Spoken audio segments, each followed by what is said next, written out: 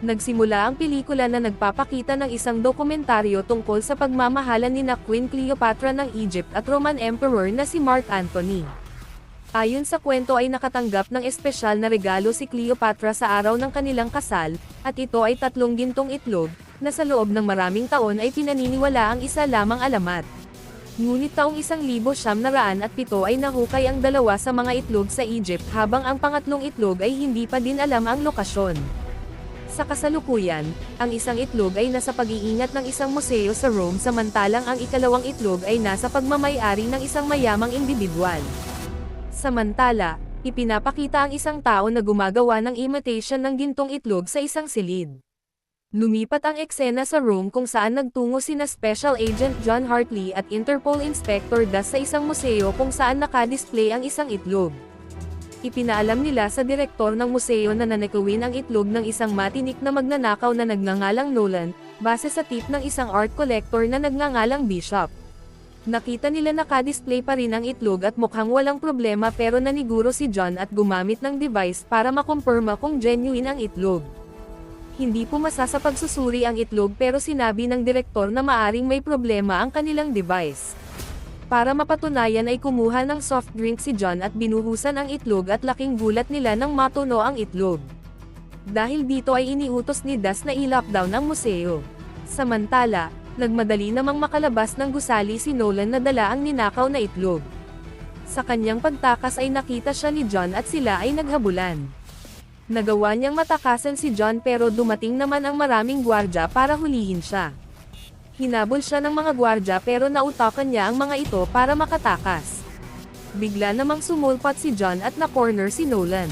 Nang ibibigay na ni Nolan ang itlog ay dumating si Das kaya na-distract si John at ginamit itong pagkakataon ni Nolan para makatakas.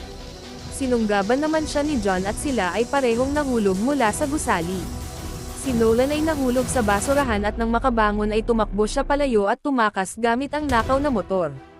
Sinubukan ni John na humabol gamit ang kotse ngunit siya ay nabunggo ng van kaya tuluyan nang nakatakas si Nolan.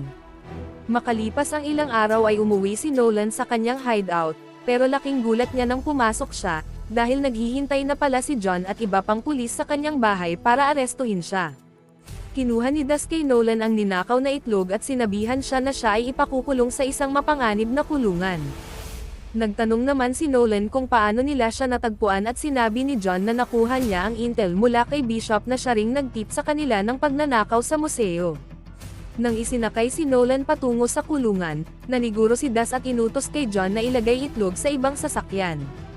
Lingid sa kanilang kaalaman, isang ahente ang sumalisi at nagpalit ng itlog sa likod ng sasakyan. Sinabihan si John ng driver na bukas pa ang pinto ng van kaya sinara niya ito at nakita niya na naroon naman ang itlog kaya siya ay hindi naghinala. Nang makaalis na sila ay ipinakita na ang ahenteng nagpalit sa itlog ay isang babaeng magnanakaw, na walang iba kundi si Bishop. Makalipas ang ilang oras ay makikitang nagre-relax si John sa isang bar nang dumating si Das dala ang isang bag. Inilabas niya mula sa bag ang itlog at binasag ito sa harapan ni John. Nagtataka si John kung paano ito nangyari ngunit siya pala ay pinaghihinalaan na ni Das. Sinabi ni Das na nalaman niya ang pera na pumasok sa kanyang account at nalaman din niya na siya ay hindi totoong ahente ng FBI. Nagpaliwanag si John at sinabing siya ay na-setup lang ngunit hindi naniwala si Das. Dahil dito ay inaresto si John at dinala siya sa isang kulungan kung saan naghihintay ang kanyang cellmate na walang iba kundi si Nolan. Kinausap ni John si Nolan habang sila ay nasa kainan at nagpaliwanag na na-setup siya ni Bishop pero nagtataka siya kung bakit dahil nakuha na ni Bishop ang itlog. Ibinunyag ni Nolan na nais makuha ni Bishop ang 3 itlog sapagkat may isang mayamang tao ang nais bumili ng 3 itlog sa halagang 300 milyon para iregalo sa kasal ng kanyang anak. Inihayag din niya na ang pangalawang itlog ay nasa pagmamay-ari ng isang arms dealer na nagngangalang Soto Voce. Idinagdag pa niya na magkakaroon ng isang pagdiriwang para sa mga buyer ng itlog at dito ay nais niyang dumalo upang manakaw ang isang itlog pero dahil nahuli siya ni John at ng mga pulis ay hindi niya ito magawa. Nakiusap naman si John na hinaan ang kanyang boses dahil ayaw niyang ipaalam sa mga preso na isa siyang pulis.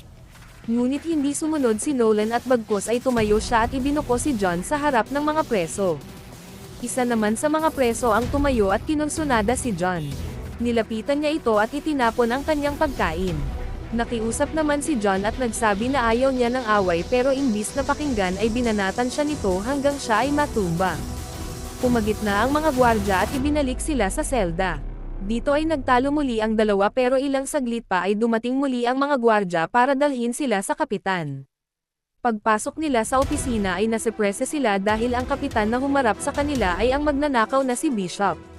Ibinunyag ni Bishop na siya ang nag-set up kay John at nag-transfer ng pera sa kanyang bank account. Dagdag pa niya ay alam niya ang bawat galaw ni Nolan dahil mas magaling siyang magnanakaw. Pero inalok niya si Nolan na sabihin ang nalalaman niya tungkol sa ikatlong itlog at makipagtulungan sa kanya at kapalit nito ay bibigyan niya ito ng parte. Hindi naman pumayag si Nolan kaya nag-walkout si Bishop at inutusan ang mga gwardiya na bigyan sila ng mabigat na trabaho.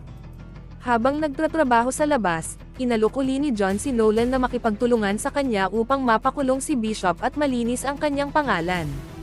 Nag-aalangan naman si Nolan dahil sanay siya na magtrabaho ng mag-isa. Sa kanilang selda ay nag-usap muli ang dalawa at pinaalala ni John na malapit na ang party ni Sotto Voce at kailangan na nilang makalabas. Sinabi naman ni Nolan na meron na siyang planong nakalatag. Bigla naman nagtanong si John tungkol sa pagkatao ni Nolan dahil alam niya na pulis ang ama nito at nagtataka siya kung bakit pinili niyang maging magnanakaw. Sinabi ni Nolan na pinagbintangan siya ng kanyang ama na nagnakaw ng relos nito at simula noon ay labis siyang nagdamdam at hindi kinausap ang kanyang ama.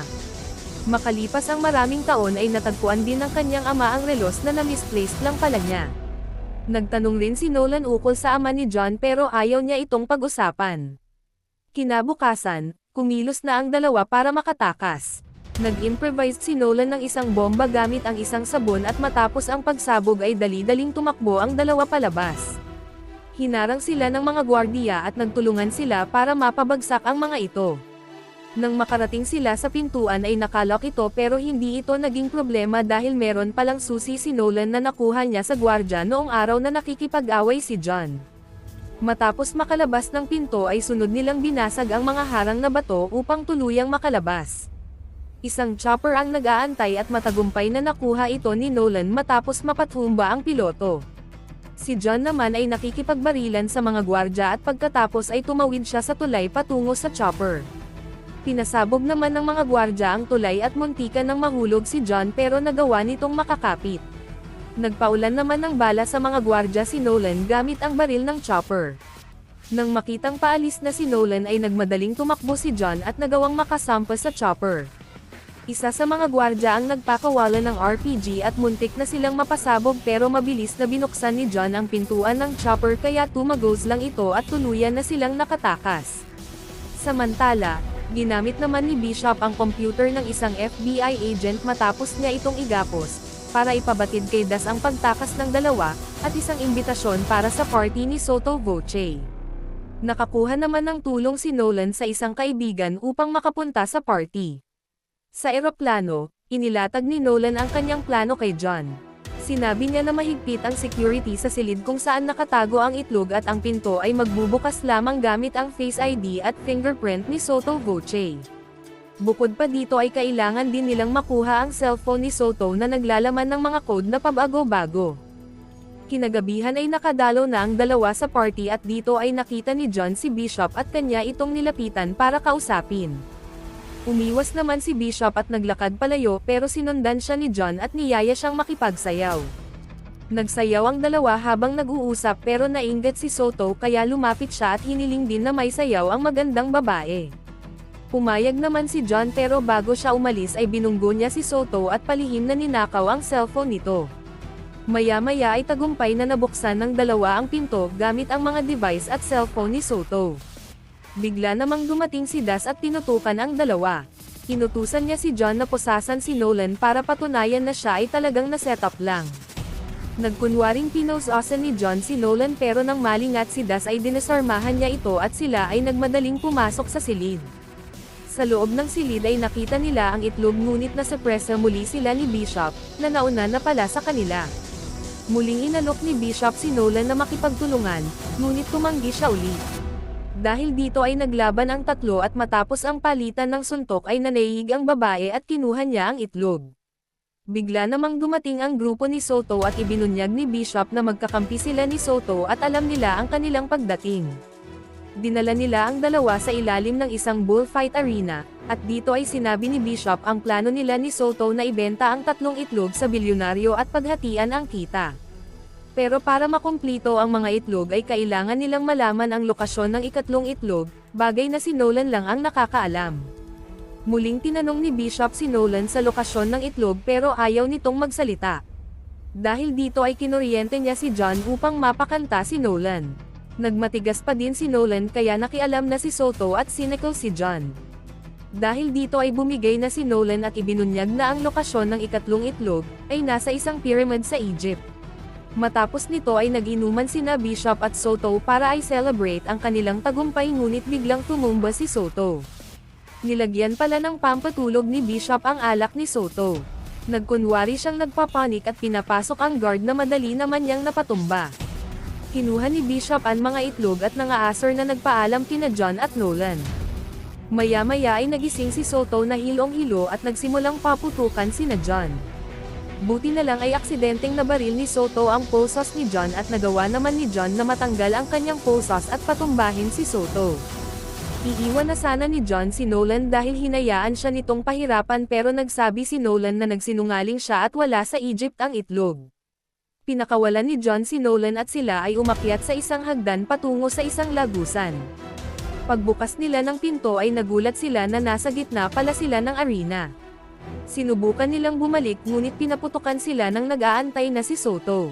Dahil dito ay isinara nila ang pintuan pero sinugod sila ng toro at matapos tumilapon ni John ay nagmadali sila upang makalabas.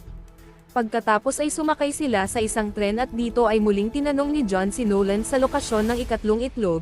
Sinabi ni Nolan na hindi niya ito sasabihin kaya nagalit si John at dinampot siya nito at akmang ihuhulog sa tumatakbong tren. Gayunpaman, nagmatigas pa din si Nolan kaya sumuko rin si John at ibinalik si Nolan sa loob ng tren. Nagkwento na rin sa wakas si John tungkol sa kanyang ama at sinabing isang magnanakaw din ang kanyang ama, pero hindi na nila ito nakita pa. Nagtawanan naman ang dalawa dahil may pagkakapareho pala sila. Pagkatapos ay seryosong nakiusap si John kay Nolan na makipagtulungan sa kanya para mahuli si Bishop at makabalik siya sa kanyang tungkulin. Lumambat naman ang puso ni Nolan at sa wakas ay nagsalita na din. Ayon kay Nolan, pinaniniwalaang ang ikatlong itlog ay nasa kamay ng art collector ni Hitler na nagngangalang Rudolf Zeig. Sinabi din niya na nung panahon ng digmaan ay inilipat ni Rudolf ang mga nakaw na treasures kabilang ang itlog na ginto sa bansang Argentina. Matapos ang maraming taon, ilang mga treasure hunters ang sumubok na hanapin ang mga treasures na pinaniniwalaang nakatago sa isang sekretong bunker sa isang kagubatan sa Argentina. Isa sa mga hunter ay ang ama ni Nolan at napagtanto niya na ang nawawalang relo ng kanyang ama, na ngayon ay nasa kanya na ay nagtataglay ng mga coordinates sa eksaktong lokasyon ng bunker. Nagtungo ang dalawa sa Argentina at sinunod ang coordinates na nasa relo, ngunit nang marating na nila ang eksaktong lokasyon ay wala silang nakitang bunker kaya ninas si John at padabog na hinagis ang compass sa lupa. Lumikha ito ng ingay ng parang bakal at nagulat sila na nakatayo na pala sa isang pinto patungo sa bunker. Bumaba sila dito at nakita nila ang isang kakaibang pinto. Palaisipan naman kung paano mabubuksan ang pintuan, ngunit sa huli ay na-figure out din ni Nolan na ang susi ay walang iba kundi ang relos ng kanyang ama. Tagumpay nilang nabuksan ang pinto at tumambad sa kanila ang lahat ng mga nakaw na treasures na itinago sa loob ng maraming taon. Nakuha na rin nila sa wakas ang ikatlong itlog ngunit biglang dumating si Bishop na tinutukan sila ng baril at hiniling na ibigay sa kanya ang itlog. Hindi pa man naiaabot, sumulpat din si Das at ang kanyang mga tropa para hulihin sila. Hindi naman nagpahuli ang mga magnanakaw at nakipagbarilan sila kina Das. Ginamit ni Bishop ang lumang sasakyan upang makatakas ngunit hinabol siya ni Das gamit din ang isa pang sasakyan.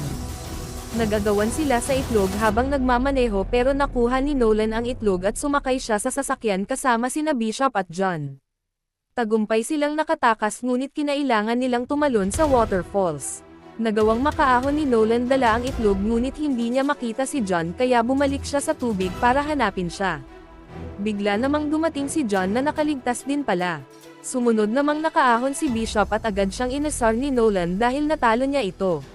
Buong akala ni Nolan ay tagumpay silang dalawa ni John dahil nasa kanya na ang itlog at maaaresto na si Bishop pero biglang nagbago ang ihip ng hangin. Ibinunyag ni John na magkasintahan sila ni Bishop at kasama sa plano nila na linlanggan si Nolan para dalhin sila sa ikatlong itlog. Kinuha nila ang itlog at ipinose si Nolan sa isang puno.